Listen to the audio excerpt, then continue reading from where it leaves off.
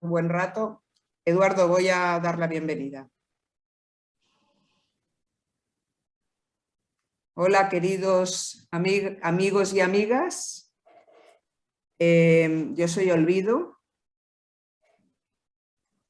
Es que me había salido algo en la pantalla. Soy Olvido, la encargada de Cultura del Instituto Cervantes de Lisboa. Y nada, quiero daros la bienvenida y sobre todo saludar a nuestras investigadoras de esta tarde, Eva Calvo y Joana Robalo, que mantendrán un coloquio sobre los océanos 500 años después. Los océanos 500 años después se llama así porque este programa se enmarca en un programa más amplio que ha tenido lugar el año pasado y que se ha hecho en distintos institutos Cervantes del mundo para conmemorar la circunvalación de los océanos. Entonces nos propusieron hacer una actividad y dijimos, bueno, pues vamos a hacer una actividad trayendo los océanos a la actualidad. Además de dar la bienvenida a Eva y a Joana, quiero también dar la bienvenida a Carla Costa y a Joao Smith, que son nuestros patrocinadores. Iberdrola. Gracias a Iberdrola pues podemos desarrollar esta tarde este coloquio con nuestras científicas y también todos los coloquios, encuentros, mesas redondas que han tenido lugar en el último año en el mundo. Realmente muchos institutos Cervantes que están repartidos por todo el mundo. También te quiero dar la bienvenida a Joao Smith, Iberdrola, que va a ser nuestro maestro de ceremonias, porque cuando yo termine con esta breve presentación, él nos va a presentar a nuestras científicas y luego ellas, cada una, van a hacer una exposición sobre su campo de investigación y sobre los océanos 500 años después. Cuando termine esta exposición, Joao hará también una breve introducción y plantearemos una serie de cuestiones porque lo que nos interesa sobre todo es saber cómo están los océanos hoy en día. Lo vemos todos los días en los medios de comunicación que están muy mal. Y a mí me gustaría plantear, y luego tendremos ocasión de hacerlo, cómo sabemos que están mal, pero qué se está haciendo para que estén mejor. ¿Cuáles son los planes para que esto mejore y no nos vayamos al cataclismo total de tener unos océanos llenos de plásticos y llenos de porquería como están en este momento, ¿no? Así que muchas gracias Eva, Joana y muchísimas gracias también a Iberdrola, a Carla y a Joao. Estamos grabando en Facebook en este momento y retransmitiendo en directo este encuentro que luego se podrá ver también en nuestro canal de YouTube. Así que sin más, Joao, te paso la palabra para presentar a nuestras invitadas. Muchas gracias a todos. Gracias, Olvido. Buenas tardes a todos.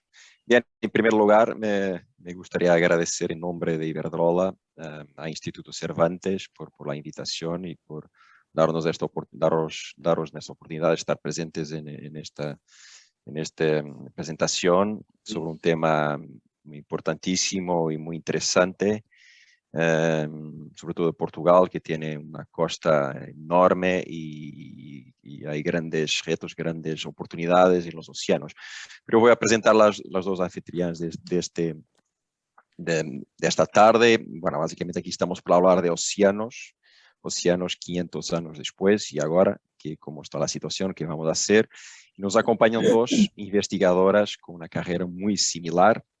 Una es española, Eva Calvo, y la otra es portuguesa, Joana Robalo. Y yo empiezo por presentar resumo de Eva Calvo, es uma científica titular del CSIC, del Instituto de Ciencias del Mar de Barcelona, licenciada en Ciencias Químicas por la Universidad Autónoma de Barcelona y doctora en Química por la Universidad Politécnica de Cataluña. Después de 5 años en la Australian National University y Geoscience Australia, Eva se incorpora al ICM con un contrato Ramón y Cajal, donde establece una nueva línea de investigación en el Departamento de Biología Marina y Oceanografía. Ha publicado medio centenar de artículos en revistas tan relevantes como Science, Tree, Nature Climate Change y Nature Communications. Ha participado en numerosas investigaciones, ha dirigido y participado en más de 25 proyectos de investigación nacionales y internacionales.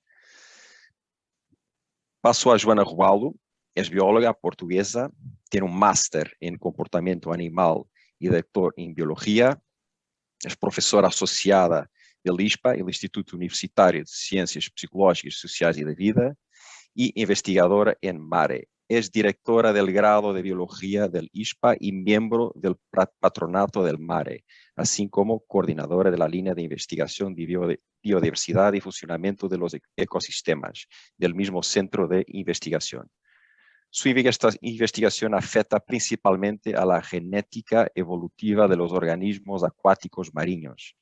Ha participado en más de 100 reuniones científicas nacionales y internacionales y ha escrito alrededor de 80 artículos científicos publicados en revistas internacionales de prestigio. Es investigadora del MARE, Centro de Ciencias do Mar y do Ambiente. Hechas las presentaciones, yo voy a introducir aquí la temática más en concreto, empezando por decir que los océanos son una parte de las principales reservas de biodiversidad en el planeta, constituyen más del 90% del espacio del habitante del planeta y contiene unas 250.000 especies. Pasaré la palabra primero para la presentación de Eva Calvo. Yo creo que lo que está programado es unos 15 minutos por presentación, si posible. Muchas gracias y, por favor, Elva, Sí. te doy la palabra. Muchas gracias. Voy a ver si puedo compartir la presentación. Creo que lo estáis viendo. ¿Sí? Perfecto. Bueno, pues muchas gracias por la presentación, muchas gracias por la invitación y por la organización de este debate, ¿no? O coloquio sobre el estado actual de los océanos. Como ya ha introducido Olvido y Joao, ¿no? La excusa, ¿no? de este encuentro es precisamente pues, conmemorar la primera circunnavegación de los océanos hace ya más de 500 años. Mi intención en esta breve presentación es pues, hacer un breve paseo histórico, ¿no? sobre estos 500 años de este tipo de expediciones, para luego ya pasar a comentaros y a plantear el que probablemente sea el mayor problema medioambiental de nuestro siglo, ¿no? que es el aumento en las concentraciones atmosféricas de dióxido de carbono, de CO2, como consecuencia de la actividad humana, ¿no? sobre todo debida a la quema de combustibles fósiles, ¿no? y cómo este aumento en las concentraciones de dióxido de carbono están impactando a nuestros océanos y al planeta, de hecho, en general, ¿no? Bien, pues a principios del siglo XIX, Fernando Magallanes recibió el encargo, no tanto, de hecho, de dar la vuelta al mundo, como de seguir la exploración, ¿no? continuar la exploración de la línea de costa de Sudamérica, precisamente para ver si encontraban un paso hacia el oeste que les permitiera llegar a las Islas Molucas, que por aquel entonces era el origen de las tan preciadas especias con las que se comerciaba en aquella época, ¿no? En este momento, en el siglo XVI, pues ¿qué sabíamos, ¿no? ¿Qué sabían de la Tierra y de los océanos en general? Pues bueno, por un lado, no había ninguna duda de que la Tierra era redonda. En aquel momento, sin embargo, la situaban en el centro del universo, la teoría de poner, ¿no? al Sol, ¿no? y a la Tierra dando vueltas alrededor del Sol, pues tardaría un poquito, algunos años todavía en llegar. Se desconocía bastante en aquel momento las dimensiones de la Tierra, de hecho se pensaba que era bastante más pequeña de lo que es en realidad, aunque Magallanes ya viendo la derrota, ¿no? la ruta que siguió en su circunnavegación, ya se intuye que él ya calculaba que tenía que ser bastante más grande, ¿no? y que de hecho se iba a encontrar un océano de dimensiones mayores a lo que se creía, ¿no? a pesar de que sus cálculos aún se quedaron un pelín cortos. Y en tercer lugar, sí que me gustaría destacar el mérito que tuvo esa circunnavegación en aquel momento, ¿no? porque las técnicas de navegación eran muy rudimentarias, ¿no? De hecho, no se sabía calcular en aquel momento, por ejemplo, cuál era la longitud geográfica y casi tampoco se sabía calcular con mucho acierto la velocidad a la que se navegaba, ¿no? Con lo cual tiene un mérito si pensamos en cómo salimos ahora al mar, es fantástico, ¿no? para aquella época. A ver, que no se me no avanza, perdón. Ahora, pues bien, entonces un poquito lo que os decía, ¿no? En el siglo XVI, junto con la primera expedición, tanto de Magallanes como Elcano, ¿no? Esta primera vuelta al mundo, unos años después se hizo una segunda expedición dirigida por Francis Drake, los ingleses. En este caso, de hecho, en estas primeras expediciones, los objetivos eran, como he comentado, puramente comerciales, ¿eh? No había todavía ciencia en estas primeras circunnavegaciones, y no es hasta el siglo XVIII, ¿no? con la aparición del movimiento cultural de la Ilustración, que la investigación científica toma una parte importante en este tipo de expediciones, ¿no? En el siglo XVIII, destacar la expedición de James Cook. De hecho, le llevó además también a descubrir Australia, pero que ya tenía como objetivos muy claros pues varios aspectos dentro del campo, tanto de la astronomía como de la geografía, la zoología o la botánica, ¿no? Y ya a finales también del siglo XVIII, Alejandro Malaspina, que lo que hizo una circunnavegación también, recorriendo además las colonias españolas, y que permitió recopilar pues una cantidad de información ingente, ¿no? Sobre aspectos también pues eso, de astronomía y de historia natural en general, ¿no? Esto era en el siglo XVIII. En el siglo XIX ya las circunnavegaciones que se realizan y empiezan a sentar lo que serían las bases de la ciencia moderna, destacar aquí la participación de Charles Darwin, embarcado en el Beagle, o ya a finales del siglo XIX la expedición Challenger, que recopiló una cantidad de información también muy importante, ¿no? En el siglo XX, en cambio, se perdió un poco de interés sobre este tipo de expediciones, pero ya a finales del siglo XX y el siglo XXI, precisamente con la necesidad de evaluar el impacto del cambio global y el cambio climático sobre nuestros océanos, sobre el planeta en general, pues volvieron a coger otra vez interés, ¿no? Y entre 2010 y 2011 se realizó la expedición Malaspina, precisamente en honor de Alejandro Malaspina, que la realizó unos siglos antes, y con motivo, digamos, ¿no? de celebrar el bicentenario de su muerte se le puso este nombre, ¿no? Esta campaña Malaspina supuso un esfuerzo extraordinario de coordinación de la comunidad científica española trabajando en ciencias del mar. Participamos más de 400 investigadores de diversas instituciones españolas, además de colaborar con otros centros extranjeros. Se recorrieron más de 40.000 millas con los buques del Sarmiento de Gamboa, del CSIC y el Hespérides también, y se recogieron más de 100.000 muestras, entre muestras de aire, de agua y de plancton, ¿no? Muestras que todavía nos están dando mucho trabajo, ¿no? 10 años después. ¿Qué características, ¿no? tienen los océanos para que los consideremos importantes, ¿no? para el planeta? Pues bueno, por un lado son importantes porque cubren más del 70%, ¿no? de la superficie terrestre y contienen muchísima cantidad de agua. El 97% del agua se encuentra en nuestros mares y océanos. El 80% de la vida en la Tierra se encuentra en el océano también, y estos producen alrededor de la mitad del oxígeno del planeta, ¿no? La otra mitad lo producen las plantas terrestres.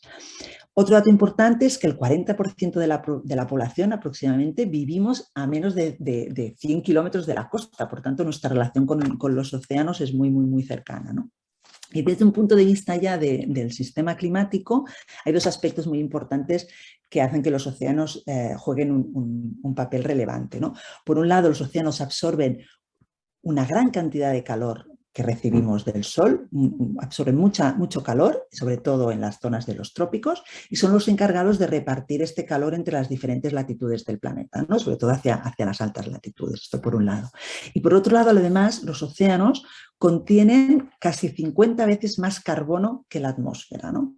Y esto lo hace que tengan un papel clave en el intercambio de gases como el dióxido de carbono que comentábamos, ¿no? El dióxido de carbono, como sabéis, es un gas de efecto invernadero y está aumentando recientemente derivado pues, del aumento de la actividad humana, ¿no? y la quema de combustibles fósiles, ¿no?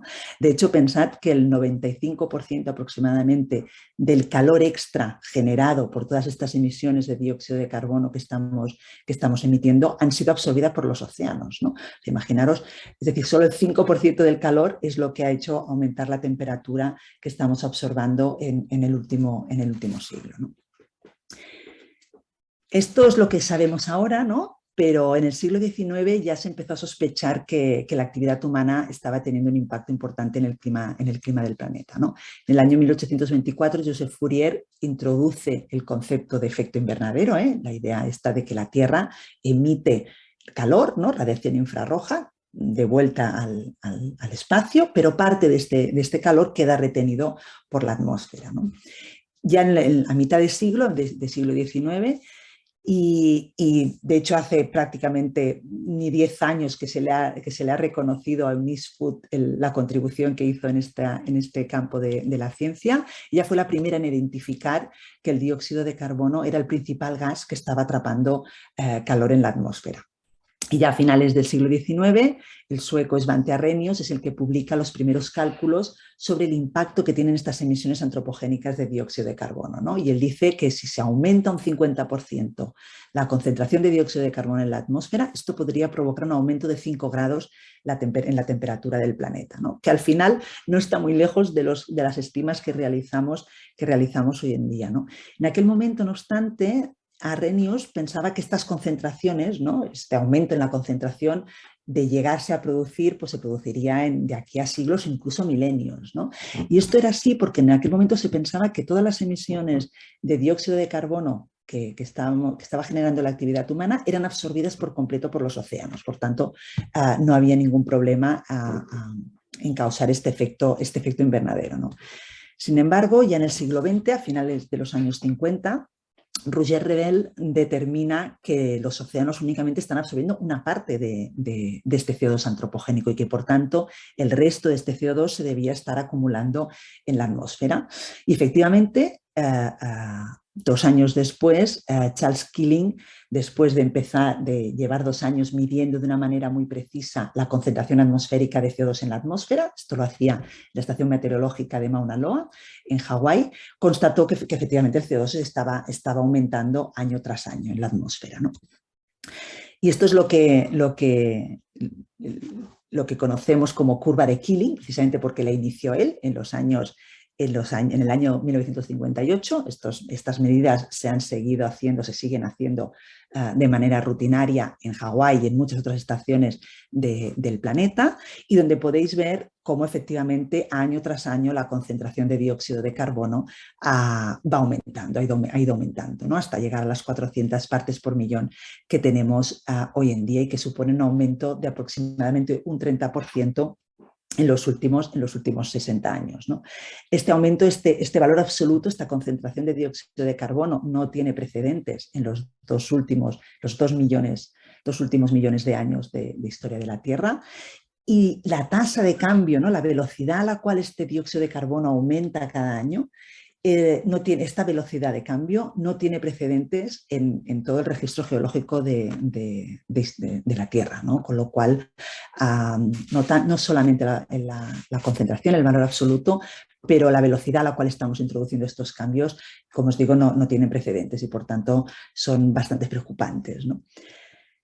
Aquí lo que os muestro es un poquito qué pasa con estas emisiones, ¿no? Aquí en la izquierda podéis ver que aproximadamente el 90% de estas emisiones de CO2 derivan de la quema de combustibles fósiles, y aproximadamente un 10% es derivado de la deforestación, de la tala de bosques.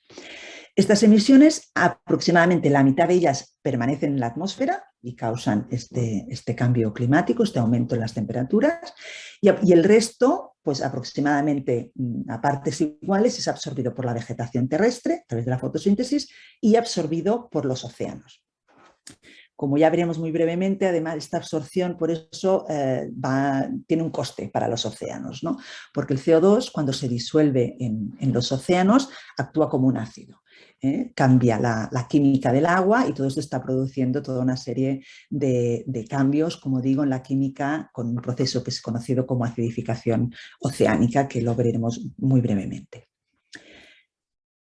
¿Cuál es el impacto, ¿no?, que están teniendo este aumento en la concentración de dióxido de carbono en nuestros océanos y en el planeta en general? Pues, como ya he comentado, un aumento en la temperatura tanto de la atmósfera como del agua, ¿no?, por esta característica de gas de efecto invernadero de retener calor, ¿no? Y el ejemplo más claro, más visual que tenemos en los mares de las causas, de las consecuencias de este estrés térmico en los ecosistemas marinos es el blanqueamiento de los corales, ¿no?, que podéis ver aquí abajo en esta fotografía, ¿no? Este blanqueamiento hace referencia a la pérdida de las algas simbiontes que viven con el coral y que son las que le confieren el color, que cuando se sube la temperatura en un rango de temperatura que queda fuera del rango óptimo en la que el coral está acostumbrado a vivir, expulsa estas algas simbiontes. Y el coral sin estas algas simbiontes no puede sobrevivir, ¿no? Con lo cual, si esta ola de calor, ¿no?, este evento de estrés térmico no se recupera, no desaparece en un tiempo prudencial, pues puede acabar causando la muerte de estos organismos, ¿no? La preocupación es que estos eventos, estas olas de calor, cada vez son más recurrentes, ¿no? La frecuencia es cada vez mayor, ¿no? Con lo cual estos ecosistemas cada vez les cuesta más recuperarse, ¿no?, entre un evento y otro, ¿no? Otro impacto que tiene el aumento de la temperatura, ¿no?, a consecuencia de estos gases de efecto invernadero, es el aumento del nivel del mar, ¿no? Como comentábamos, 40% de la población vivimos muy cerca del nivel del mar, en algunos casos en islas o en zonas que topográficamente son prácticamente planas, con lo cual un aumento en el nivel del mar pues tiene un impacto muy elevado sobre todas estas poblaciones y todas estas zonas costeras, ¿no?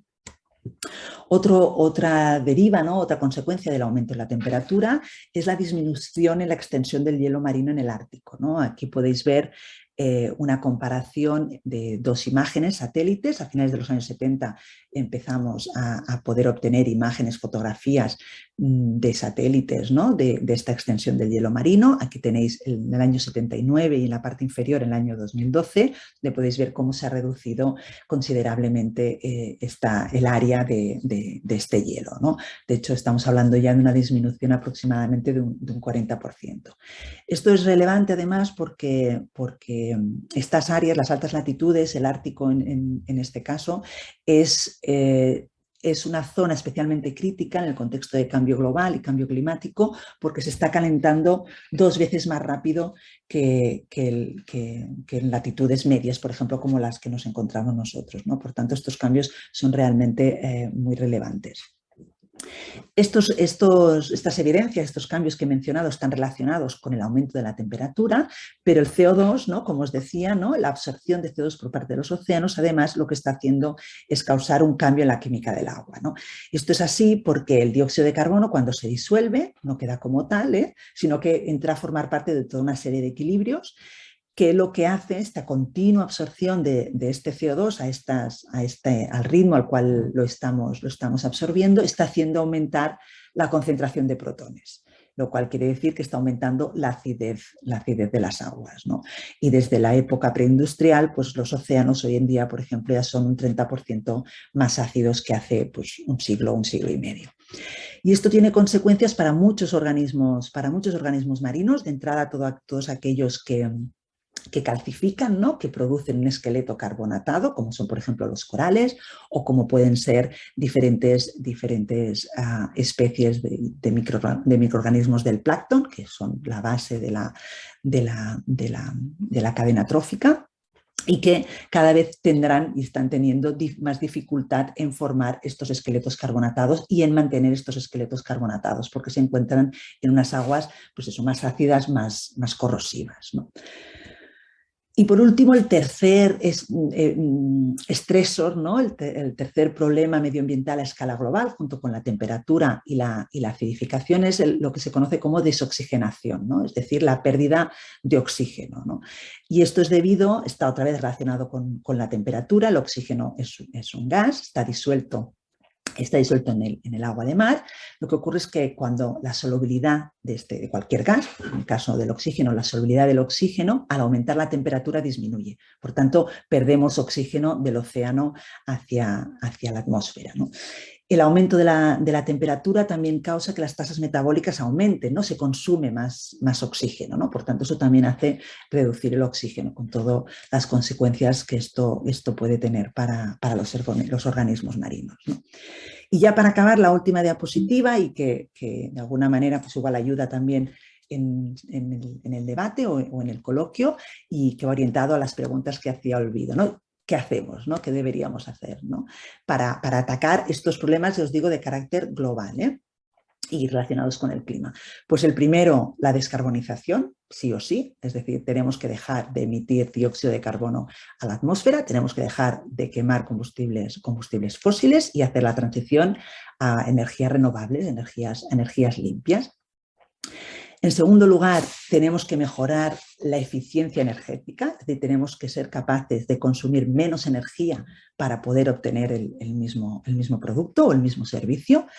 Y en tercer lugar, tan o más importante que esta transición energética, es una transformación social, ¿no? Es decir, tenemos que cambiar nuestros hábitos de consumo. Tenemos que sentar prioridades, ¿no? Es decir, tenemos que pensar el mundo en el que queremos vivir. No podemos crecer indefinidamente, entre otras cosas porque los recursos son limitados, ¿no? Por tanto, este crecimiento voraz, ¿no? Este consumo descontrolado y excesivo, ¿no? No es sostenible. Y bueno, y un poquito eso, ¿no? Tomar conciencia, lo que digo, ¿no? De que estamos viviendo en un planeta que tiene unos recursos limitados, y en cambio actuamos como si tuviéramos 2 o 3 más esperando a poder ser también saqueados y consumidos, ¿no? Y lo voy a dejar ahí, que igual ya me he pasado los 15 minutos. Voy a dejar de compartir y daré... Bueno, muchas gracias. Gracias, Eva. Muy interesante y bueno, has tocado ahí un tema que es fundamental, que a nosotros, nuestra actividad diaria en Iberdrola, renovables en mi caso, nos toca diariamente, que es el tema de la descarbonización, y ya les contaré un poco qué está haciendo a Iberdrola a este nivel también. Eu passo a palavra à Joana Rual, agora estou falando português, para Joana, muito obrigado e, por favor, pode avançar. Obrigado. Já estarão a ver? Sim? Já estão a ver? Então, a acrescentar àquilo que a Eva esteve a falar, eu queria falar um pouco como é que os oceanos estão agora do ponto de vista da biodiversidade e ainda das principais ameaças à biodiversidade. Relativamente ao número de espécies que existem no meio marinho, nós sabemos que tem havido um decréscimo, porque sabemos de espécies que se extinguiram, mas também não temos ainda um número final de espécies que existem. Temos sempre medo que as espécies estejam a extinguir a uma taxa mais rápida do que aquilo que nós as conhecemos, que conseguimos descrever, não é? E por isso, vocês aqui mostram várias estimativas diferentes para o número de espécies que existem e para a percentagem de espécies que se encontra por descrever ainda. Ou seja, trabalho para os investigadores conseguirem descrever estas espécies. Apesar de tudo, algumas espécies já foram avaliadas do ponto de vista do seu perigo de extinção. E, embora muitas sejam consideradas como não tendo algum perigo, e muitas ainda mais estejam por avaliar, e muitas ainda mais sejam o que está ali, DD também, data deficient, não é? que não existem dados para avaliar as espécies, nós sabemos que nos vários grupos de animais que existem no meio marinho há muitas espécies que enfrentam grandes ameaças e que estão passíveis de se extinguir num futuro relativamente próximo. Estas espécies sofrem todas as ameaças, parte delas a Eva já falou anteriormente, como por exemplo as alterações climáticas relacionadas com o aquecimento, outras destruição de habitat, outras a poluição, ainda o aparecimento de espécies invasoras, que também vou falar, e no caso de muitas espécies também a destruição direta, ou seja, a exploração das suas populações, maioritariamente através da pesca ou da exploração dos hábitos dos ecossistemas como um todo. Claro que, por exemplo, essa fotografia que está aí do selacanto representa uma espécie que nós também pensávamos que já se tinha extinto, mas que depois voltou a aparecer, estava num habitat que não era muito fácil de aceder e, portanto, nos anos 70 voltaram a encontrar-se alguns exemplares destas espécies. A situação não é a mesma para todos os grandes grupos de organismos marinhos, porque, como é óbvio, há determinadas ameaças que afetam mais alguns grupos do que outros. A Eva falou ainda há pouco nos corais, que são bastante afetados pelas alterações climáticas, principalmente pelo aquecimento, mas há outros que são mais suscetíveis devido à exploração direta e outros à destruição da habitat. Por outro lado, também não é assim, não é igual em todo o mundo. Há zonas em que a exploração é maior, há zonas em que o que é mais importante é a destruição da habitat, mas se olharmos assim, grosso modo, para estes círculos, vemos que, por onde quer que olhemos, há uma grande fatia sempre que diz respeito à destruição da habitat e à sobreexploração das populações. Se nós tivermos de acrescentar ameaças àquelas que a Eva já referiu, uma das mais fáceis de acrescentar é a do lixo marinho, não é? Seja neste aspecto macroscópico, estas fotografias estão tiradas em Setúbal, ali na Arrábida, e são lixos que nós conseguimos ver. Mas também já ouvimos falar das tais ilhas de lixo que existem nos oceanos, e hoje em dia falamos muito sobre os microplásticos, que no fundo são pedacinhos de plástico de vários calibres, alguns deles muito pequeninos, que entram nas cadeias tróficas e que podem estar presentes em todos estes organismos que vêm aqui representados e, como é óbvio, também chegar aos humanos. Os microplásticos são particularmente preocupantes porque, no fundo, atuam a todos os níveis, ou seja, entram nas cadeias tróficas e depois entram nos tratos digestivos, respiratórios, têm efeitos dentro das próprias células e depois podem causar doença, mas também podem causar, o seu efeito cumulativo pode causar a morte.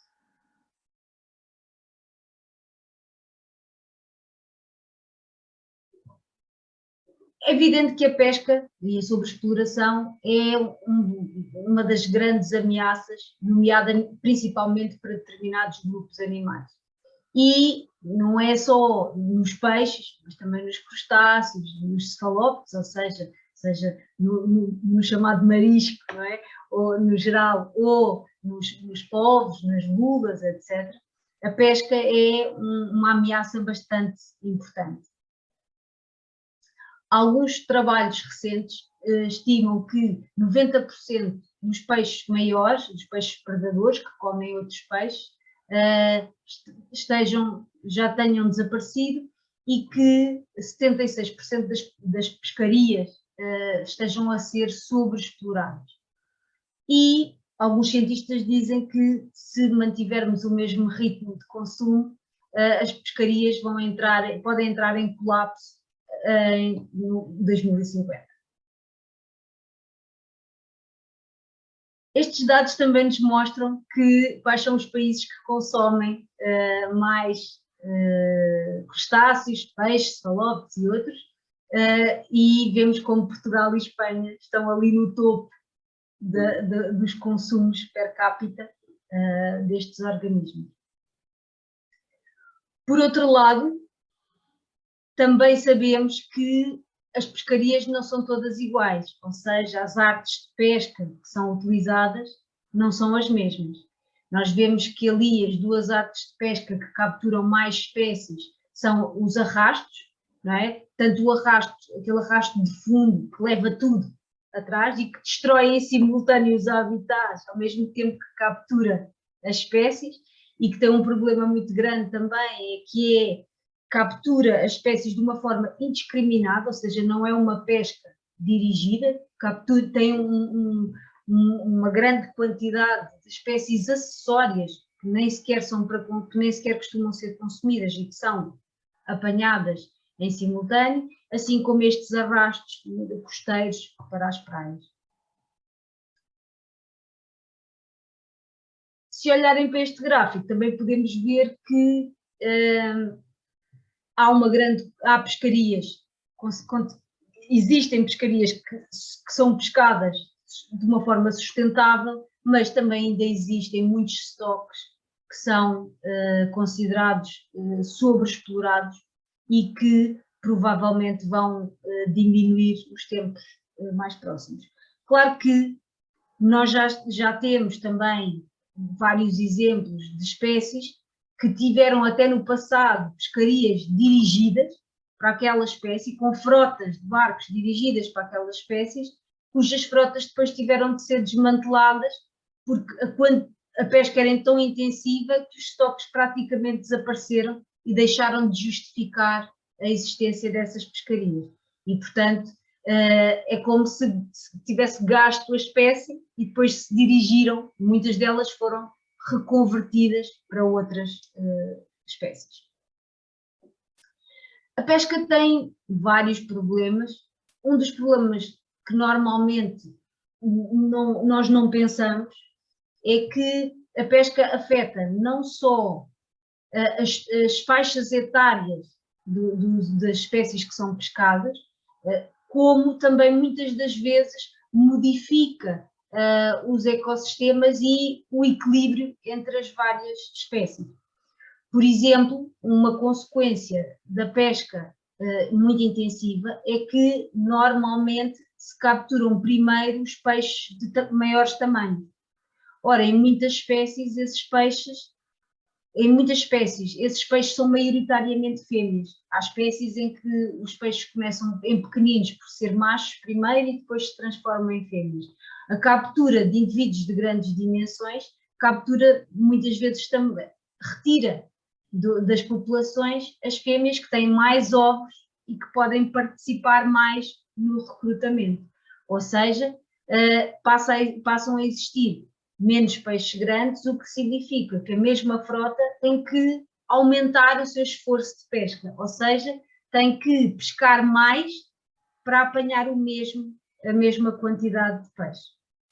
Por outro lado, muitas das vezes o apanhar de peixe em proporções diferentes na coluna d'água faz com que a coluna d'água fique com uma distribuição de espécies diferencial e possa afetar os ecossistemas. Outro problema que está listado como ameaça e que cada vez mais é um problema grave é o das espécies invasoras. Aqui neste cartaz do Procura-se é um cartaz de um projeto de ciência cidadã, da qual eu também depois hei de falar mais à frente, ciência cidadã da Universidade do Algarve, e em que se está a tentar pedir ao cidadão comum que detecte o aparecimento destas espécies na costa do sul portuguesa. Porque alguns destes peixes e crustáceos são espécies invasoras exóticas, ou seja, no sentido em que vieram não pelos seus próprios pés, ou seja, quer seja introduzida por pessoas, quer sejam habitantes do lastro, das águas do lastro dos barcos, etc., chegaram à nossa costa e depois às vezes desenvolvem-se demasiado e causam dano às populações existentes. Só como exemplo, trouxe aqui esta fotografia que está não muito bonita porque foi tirada no meu laboratório e que mostra uma corvina americana, uma espécie que é agora muito abundante nas costas em Portugal e que veio e que em alguns sítios já é mesmo explorada, já é mesmo consumida e explorada para a pesca e que veio com certeza, não sendo capaz de atravessar o Atlântico, veio com certeza na água de lastro. Este peixinho que vocês veem aqui estava no seu estômago, o que quer dizer, a corvina é um predador, não é? E o que quer dizer que ela consegue alimentar-se de peixes, desde que entrem pela boca, consegue alimentar-se de peixes muito grandes, o que vai causar, como é óbvio, grandes danos. Por outro lado, nós temos espécies invasoras que chegam pelos seus próprios meios, que pura e simplesmente alargam a sua área de distribuição. Nesse aspecto, aqui a zona de Lisboa está num local muito interessante para estudar a distribuição e a variação das espécies. Isto porque fica numa zona em que se encontram as espécies de águas frias do norte e as espécies de água quente do sul. Ou seja, quando os organismos que vivem mais a norte alargam a sua área de distribuição, por exemplo, em anos em que o nível em que as águas estão mais frias, aparecem em Lisboa, aqui nestas praias ao pé da minha casa, espécies um maior número de espécies que gostam do frio, ou seja, que estão no limite sul da sua distribuição. Mas, por outro lado, quando as águas aquecem, vêm as espécies de sul que começam a subir também a costa portuguesa, e nós já temos muitos exemplos disso. Este exemplo, que é o sargo do Senegal, foi detectado pela primeira vez na Europa, acho que os primeiros registros são de Cádiz até, e depois tem vindo a subir também a costa portuguesa e já é muito numeroso, sobretudo em alguns estuários. O que é que nós podemos fazer para reverter um pouco esta situação? Uma das primeiras coisas que se podem fazer é criar, como é óbvio, áreas marinhas protegidas.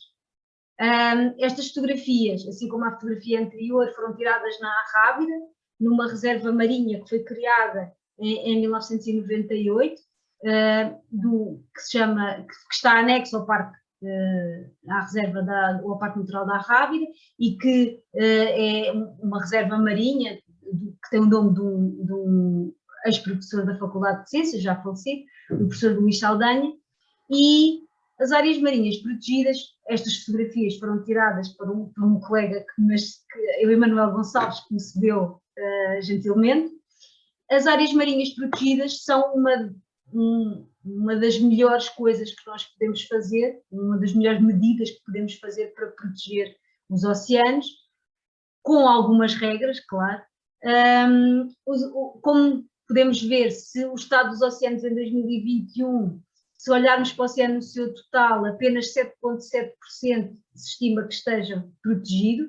Claro que depois há vários tipos de reservas, aquelas que têm zonas em que é proibido pescar. Este não é um cartaz português, infelizmente, mas aquela que tem zonas em que é proibido pescar e que, sobretudo, têm proteção também do ponto de vista da monitorização e da fiscalização, porque o problema muitas vezes é que as medidas existem, mas não há fiscalização, não é? E, portanto, é como se não existissem. Mas estas reservas que têm zonas que se chamam estas no-take zones, são sítios onde não se podem mesmo pescar, têm sido, já há vários exemplos de exemplos de sucesso, porque o facto de não se poder pescar numa determinada área, não só faz com que se refugiem lá e cresçam os peixes até dimensões superiores, como produzem muito mais descendência e, inclusive, melhoram a pesca, ou seja, como a quantidade de peixes produzidos, o recrutamento é muito grande, espalha-se para as áreas à volta, ou seja, as áreas que estão à volta da reserva até têm melhores resultados mesmo nas zonas em que se pode pescar. E, portanto, a formação a constituição de reservas com fiscalização adequada em zonas com alguma continuidade, ou seja, que muitas das vezes façam corredores para as espécies, continua a ser uma medida essencial para proteger os oceanos do ponto de vista da biodiversidade, claro. A pesca sustentável, a mesma coisa. É certo que para alguns estoques talvez a pesca sustentável seja uma utopia, mas para outros penso que pode ser uma solução. Por outro lado, sobretudo também perceber que se calhar a pesca como nós a conhecemos, com artes tão destrutivas, se calhar devia pelo menos diminuir-se, porque senão corremos mesmo o risco de algumas espécies desaparecerem. O restauro de ecossistemas, dos ecossistemas marinhos, também é algo muito relevante.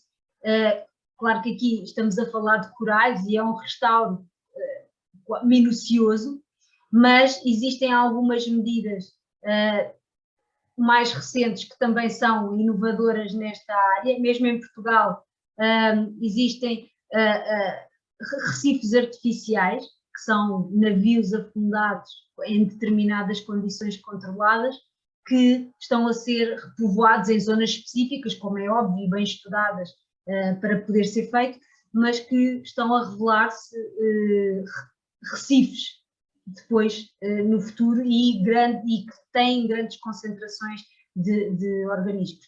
Também depois são usados muitas das vezes estes recifes artificiais como exemplos e como polos turísticos, entre aspas, mas que sensibilizam os mergulhadores para as questões da biodiversidade e da proteção das espécies.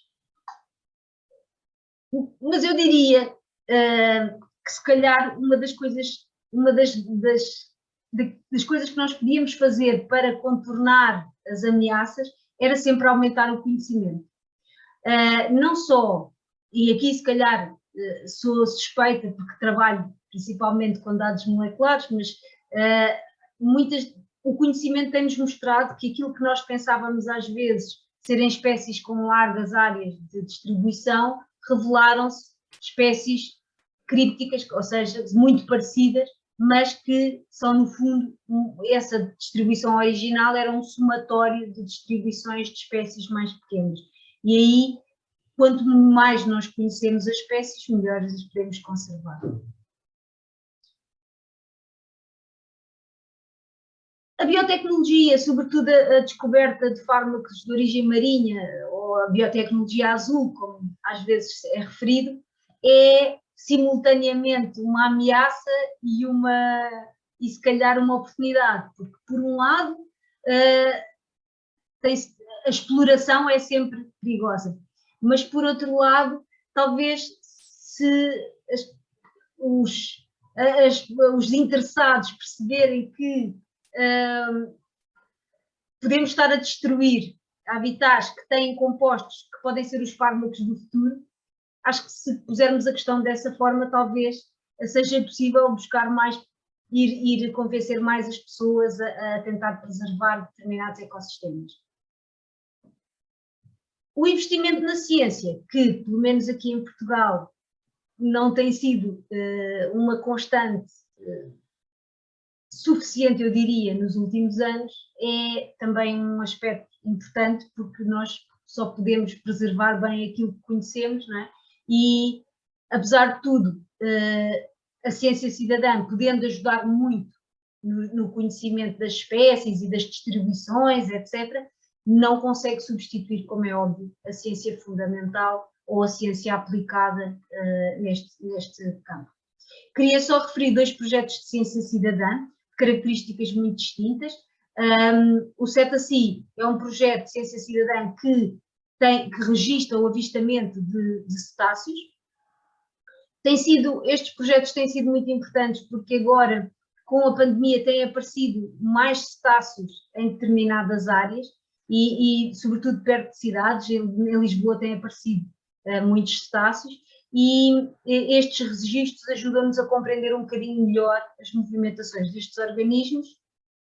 Por outro lado, o nosso Instituto do Estado de Monitorização das Pescas, etc., promove este programa de monitorização de organismos gelatinosos, que basicamente incentiva os cidadãos a registar a ocorrência de determinados tipos de alforrecas e afins ao longo da costa portuguesa e nas ilhas, o que, como são organismos não muito atrativos, mas são conhecidos das pessoas, puderam então assim fazer uma monitorização mais interessante das várias espécies e das alturas do ano em que elas ocorrem na costa portuguesa. E é tudo. Muito obrigado, Joana. Eu creio que Joana ha tocado também aqui um tema que tem a ver com o próprio título de esta presentación, que tiene una vertiente histórica, ¿no? El tema de las cotas pesqueras, ¿no? Que se vertimos unos 500 años atrás, en 528 años atrás, cuando se firmó el Tratado de Tordesillas entre el Reino de Portugal y el Reino de Castilla, y se introdujo el concepto de mare clausum, ¿no? Que es básicamente la jurisdicción que cada país tiene sobre el mar, que en este caso se dividió en dos, ¿no? Y básicamente se introdujo en esa altura entre el Reino de Portugal y de Castilla, y más tarde contestado obviamente por otros países europeos. Pero regresando a los días de hoy, efectivamente se puede comparar con esas zonas de influencia, la de las cotas pesqueras de que comentaba Joana, o de la creación de áreas marinas protegidas, que es una forma de poner un freno a la contaminación. Hablando de contaminación y volviendo un poco a la presentación de Eva, que comentó los temas de la descarbonización, pues gustaría también compartir un poco lo que estamos nosotros en Iberdrola haciendo en este tema. Bueno, muy recientemente en la cumbre COP26, el presidente de Iberdrola ha propuesto la eliminación de los subsidios a los combustibles fósiles y aplicar el principio del poluidor pagador.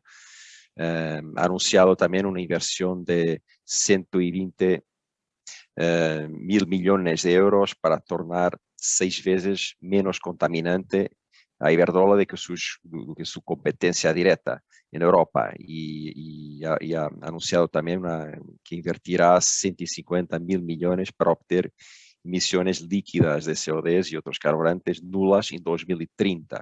Aquí anticipando un poco los objetivos, las metas europeas. Lo que tiene a ver directamente con el mar y los océanos, ahí Iberdrola está muy activa. También aquí, sobre todo, bueno, somos líderes eólicos en la tierra, pero también en el mar. La eólica marina efectivamente es clave en el crecimiento futuro de Iberdrola. Hablando un poco bueno, durante el último año la energía eólica marina se ha consolidado como uno de los mayores vectores de crecimiento de la compañía. Y dándoles un poco de números, el cierre de los 9 meses de 2021, Iberdrola cuenta con más de 1, gigavatios instalados de eólica marina, que se triplicarán con la construcción de otros 2.6 gigavatios nuevos hasta el año de 2025. Es una gran expansión de la cartera de esta tecnología, que obviamente permitirá a Iberdrola afirmarse como el líder mundial de las energías renovables, que obviamente aporta un rol importantísimo para una economía descarbonizada, como todos queremos, y el nuevo Green Deal europeo también es un pacto, es un documento pionero que yo creo que torna a la Unión Europea líder también a nivel mundial en yo diría, en este gran reto que es la descarbonización de la economía. Bueno, yo bueno, hay algunas preguntas que yo creo que gustaría colocar a Eva y a Joana, que tienen un poco a ver con sus presentaciones.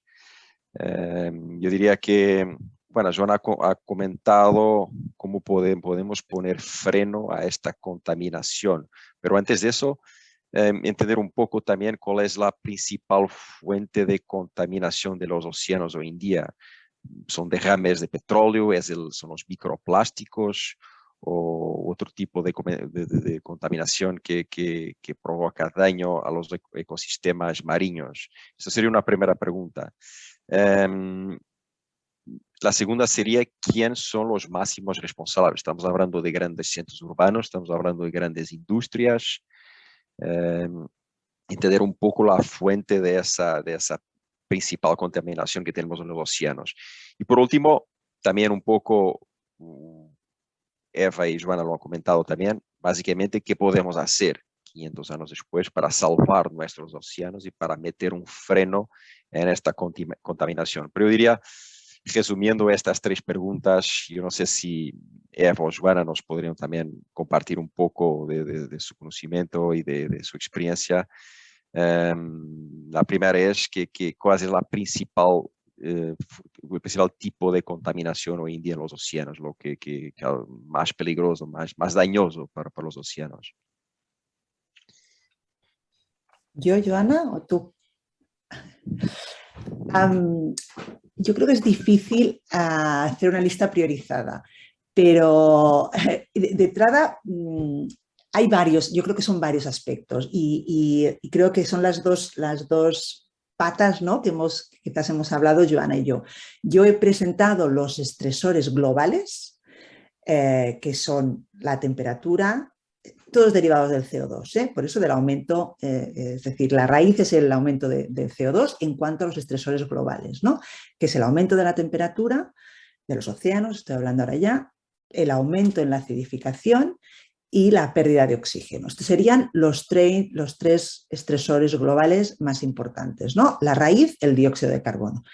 A todo esto hay que añadir otros estresores, en algunos casos más costeros, como es la sobreexplotación pesquera, la contaminación ya pueden ser de derrames, como comentaba Joao, pero puede ser la contaminación por metales, a la eutrofización, es decir, pues toda la llegada de una cantidad de nutrientes a la costa que lo que hace es además pues precisamente dejar sin oxígeno todas esas zonas, ¿no? Los plásticos, es decir, hay uno peor que otro. Bueno, yo desde mi perspectiva, yo creo que el relacionado con el clima es muy grave porque, por ejemplo, las áreas protegidas no sirven para nada en ese sentido. Es decir, sirven para... De acuerdo. De acuerdo. No, es verdad, ¿no? Es decir, yo creo que son necesarias, es decir, una cosa porque... De otro nivel. Claro, porque todo esto se suma, ¿no? Todo esto se va sumando. Todo este tipo de acciones, pues desde un punto de vista climático, al CO2 le da igual, ¿no? La temperatura va a subir igual y demás, ¿no? Pero como son acumulativos, ¿no?, y sinérgicos, entonces es muy importante actuar desde diferentes flancos, que tenemos mucho trabajo.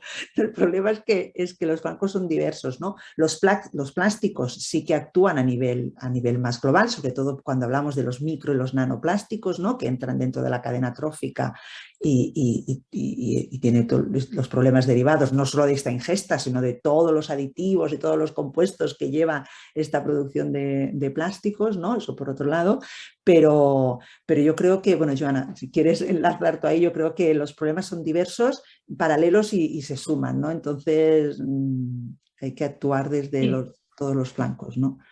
E eu acho que em muitas áreas, como por isso, acho que, pelo menos na Europa, a contaminação dos rios que chega aos mares já está melhor, não é? Saiu muita legislação e isso foi modificando. Ainda assim, não é perfeita.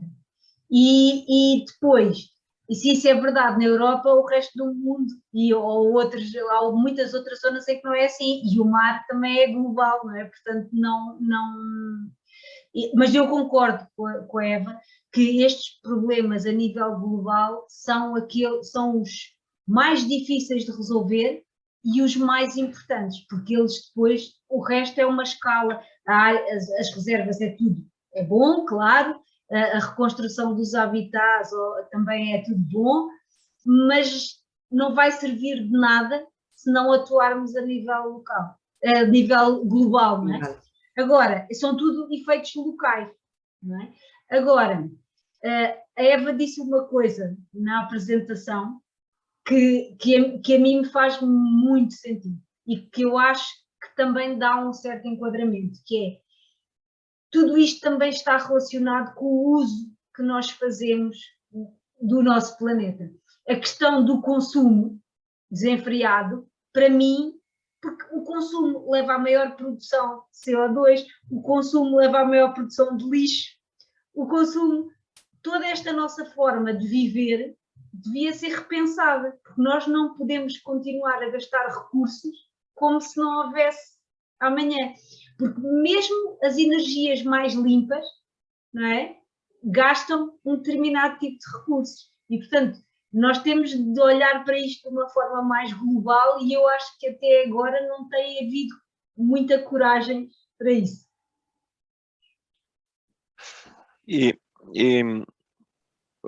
Joana, tocou nesse tema também, julgo que a Eva também, na sua apresentação. Hoje em dia, quem são os principais, os máximos responsáveis pela contaminação dos oceanos? Nas últimas décadas ouviu-se muito dos terrenos petrolíferos, mas hoje em dia a ideia que temos é que já estão mais controlados. São indústrias, são grandes centros urbanos, são a desinformação eu diria que somos todos nós. Todos nós. Eva, ¿no es? Somos, bueno, igual me pierdo cosas cuando habláis en portugués, pero creo que os sigo bien.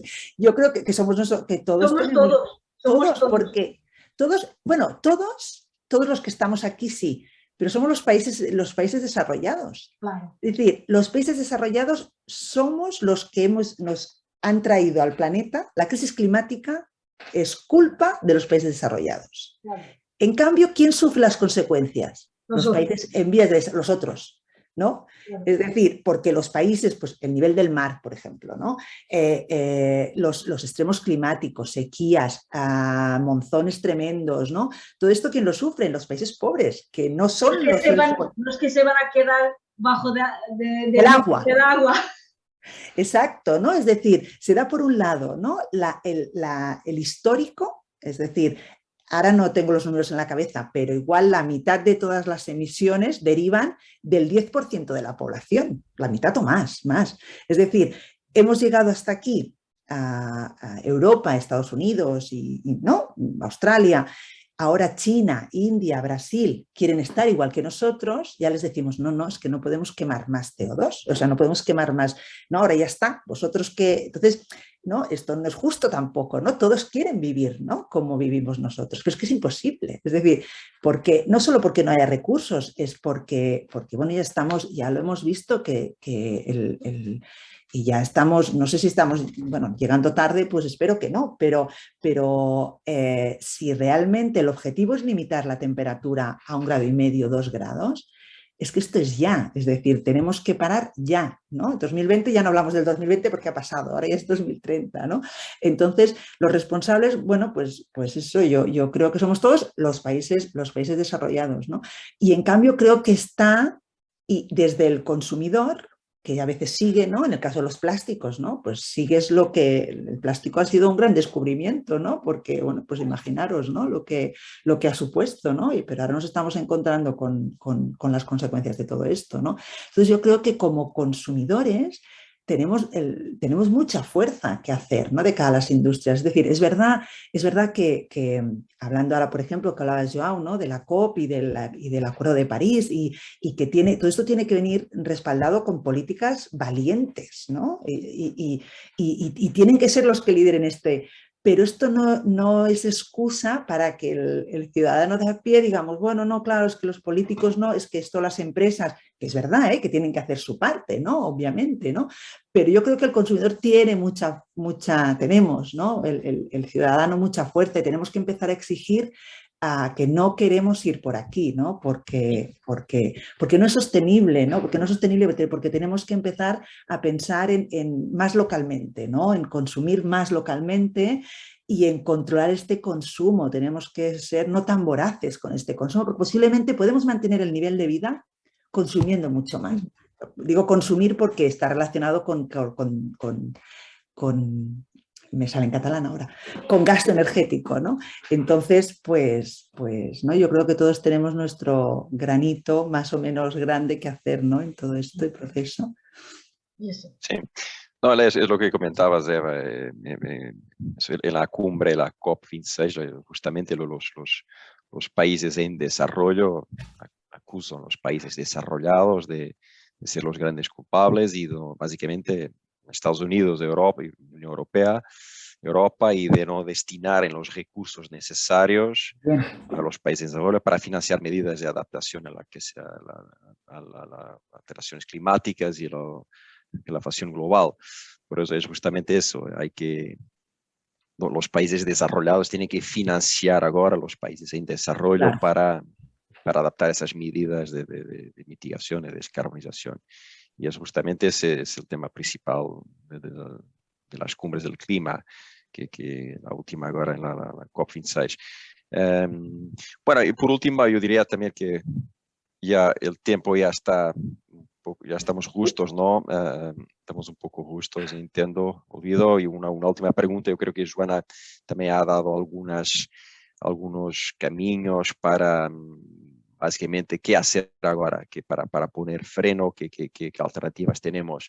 Joana ha comentado las áreas protegidas, marinhas protegidas, tener una pesca sostenible, y bueno, el tema de restauro de ecosistemas marinos, aumentar obviamente el conocimiento científico, que es fundamental, es clave.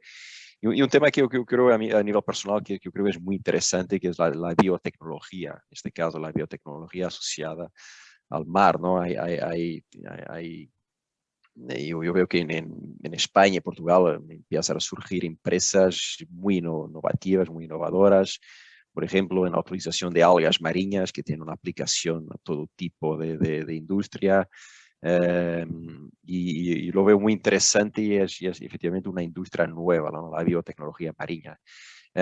Seguro que hay muchos otros caminos que podemos seguir, pero no sé si queréis añadir algo aquí en estos conceptos, Eva y Joana. Yo no soy todo un experto, pero soy bastante aficionado al tema de la biotecnología marina, ¿no?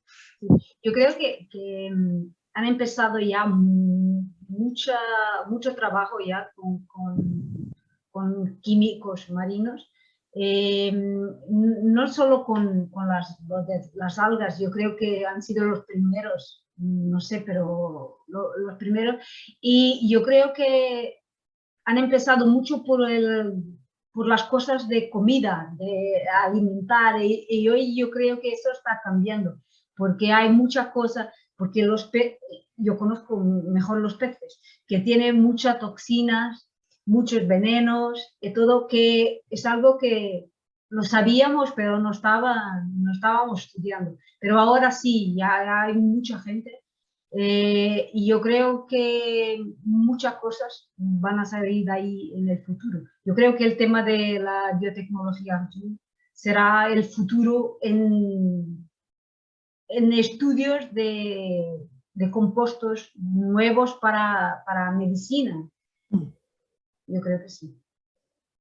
Pero no sé si va a ser bueno o malo.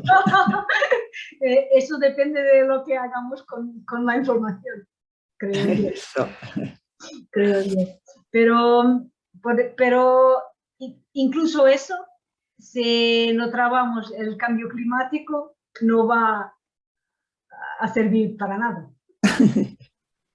No, es justo eso. Yo creo que yo diría, yo apuntaría como de las principales industrias. Eva sabrá mejor de los químicos.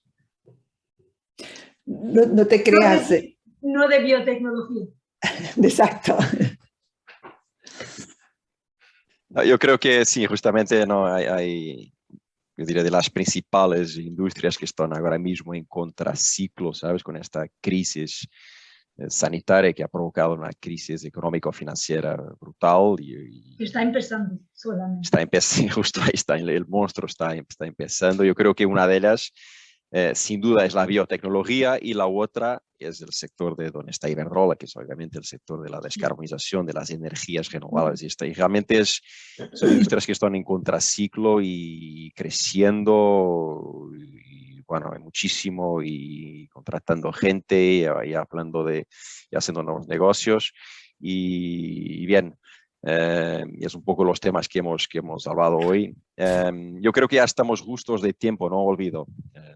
Sí, yo creo que ya vamos a ir acabando porque hemos tocado ya todos los temas que queríamos tocar. Muchísimas gracias, Joao, por tu moderación, por tu aportación sobre la información de Iberdrola y las energías renovables, y gracias a Iberdrola por patrocinar estos encuentros. Gracias. En el instituto. Gracias, Carla. Ha sido un gusto. Y sobre todo, muchísimas gracias a Joana y a Eva, que ha sido una charla muy interesante, y efectivamente, vamos, yo creo que vamos a tener que actuar de momento a nivel personal, porque parece que las políticas, cuando empezó todo esto del COVID, pues este capitalismo desaforado iba a cambiar, pero ya hemos visto que las líneas aéreas, en cuanto han podido, se han puesto en marcha y están contaminando pues igual que antes o más. Así que lo único que nos queda es un consumo responsable a nivel individual, reciclar todo lo que podamos, consumir el menos plástico posible, también consumir los menos animales posibles. O sea, yo no digo hacerse vegano, yo sí, yo soy prácticamente vegetariana, pero claro, esto de tener las granjas, que se habla tanto en España ahora, las macrogranjas, y a todos los peces enfermos, y seguir consumiéndolos y seguir pescando desaforadamente, vamos, es una barbaridad tremenda. Entonces, como ciudadanos, pues nos queda lo que ya estamos haciendo, porque yo creo que sí hay una conciencia social de que esto no puede seguir así. El problema es, menos mal que hay empresas como Iberdrola que sí están en esto, pero el problema es que las políticas no nos acompañan. O sea, que las políticas siempre van como muy por detrás de lo que quiere el ciudadano, ¿no? Así que a ver si, pues empujando y con nuestro comportamiento podemos llegar a que el mundo se salve, porque realmente con lo que habéis contado, que todavía estemos aquí, pues es casi un milagro, ¿no? Pero bueno, yo quiero agradeceros a todos, y sobre todo quería decir una cosa, que como nuestra misión como Instituto Cervantes también es crear puentes entre países, yo estoy muy satisfecha de que Joana y Eva ahora ya se conozcan. Son dos investigadoras que están investigando en lo mismo, y que bueno, que sigan adelante y que se creen puentes de unión entre ambos países a través de la ciencia, en este caso, y a través del mar. Así que nada, muchas gracias, que sigáis bien, y hasta la próxima. Exacto. Chao. Un abrazo grande. Muchas gracias. Nada. Muito obrigado. Chao, chao. Gracias a todos. Adiós. Adiós.